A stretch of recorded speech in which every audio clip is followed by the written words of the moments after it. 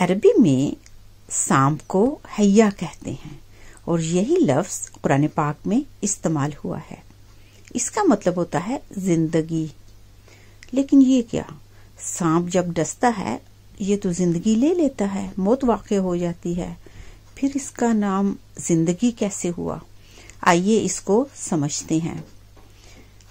صحراؤں میں بہت سخت گرمی ہوتی ہے اور وہاں پہ سانپوں کی تعداد بہت زیادہ ہوتی ہے.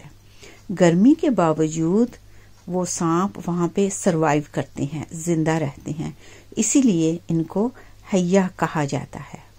جب ہم کھانا کھاتے ہیں تو بسم اللہ پڑھتے ہیں، اس سے اللہ سبحانہ وتعالی ہمارے کھانے میں برکت ڈال دیتے ہیں. یہ برکات ہوتی کیا ہیں اس کو آج سمجھتے ہیں. جب ہم بسم اللہ سے کھانا کھاتے ہیں تو کھانے میں جو وٹامنز ہیں وہ ہمارے اندر جاتے ہیں اور جزو بدن بنتے ہیں، ہمیں طاقت اور توانائی ملتی ہے اور ہم ہیلتھی کھانا کھاتے ہیں. جب ہم بسم اللہ نہیں پڑھتے تو شیطان اس کھانے میں سے وٹامن لے لیتا ہے اور جو باقی کھانا ہم کھا رہے ہوتے ہیں وہ جنک کھا رہے ہوتے ہیں. کیا شیطان ہمیں ہر طرف سے ورغلا سکتا ہے؟ جی ہاں، بالکل ورغلا سکتا ہے. وہ ہے سونے کی پوزیشن.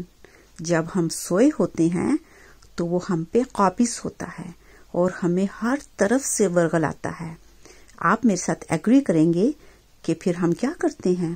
ہم فجر کی نماز نہیں پڑھتے، قضا کر دیتے ہیں. ثابت ہوا نا کہ شیطان ہمیں ہر طرف سے ورغلاتا ہے. شکراً. سوال: سب سے زیادہ عبادت کون سی ہے؟ آئیے سمجھتے ہیں. سب سے زیادہ عبادت نماز ہے، کیونکہ اللہ سبحانہ و تعالی نے دنیا میں نماز کی مختلف حالتوں کو بکھیر دیا ہے، جیسے شجر قیام کی حالت میں، جانور رکوع کی حالت میں، پہاڑ تشہد کی حالت میں اور رینگنے والے کیڑے سانپ بچھو سجدے کی حالت میں. نماز مومن کی معراج ہے. اللہ سبحانہ و تعالی نے قرآن پاک میں فرمایا، ہم آگ کو فرعون پر صبح اور شام پیش کرتے ہیں. یعنی فرعون کو آگ کا عذاب ہو رہا ہے، ہمیں نظر نہیں آتا. آپ کو ایک مثال سے واضح کرتی ہوں. 2 ہڈیاں لیجئے، ان کو آپس میں رگڑیے، ان میں سے حرارت اور آگ کی چنگاریاں نکلیں گی.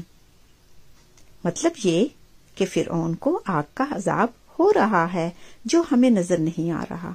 سوال: اللہ سبحانہ و تعالی نے ابلیس کی بات کو کیوں مانا؟ آئیے جانتے ہیں. اللہ سبحانہ و تعالی انصاف پسند ہے.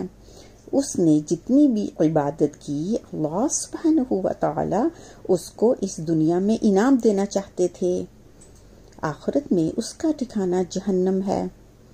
سوال یہ ہے، ذکر زیادہ کیا جائے یا رسول اللہ صلی اللہ علیہ وآلہ وسلم پہ درود بھیجا جائے؟ آج اس کو سمجھیں گے. آپ بالکل بھی کنفیوز نہ ہوں.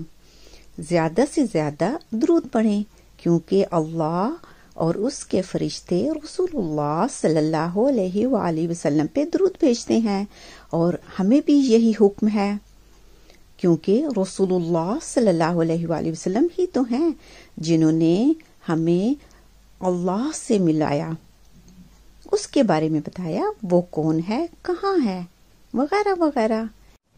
المصور اللہ سبحانہ و تعالی کا بہت خوبصورت نام. مصور جب تصویر بناتا ہے تو اس کو روشنی، برش، پینٹ، پانی وغیرہ کی ضرورت ہوتی ہے.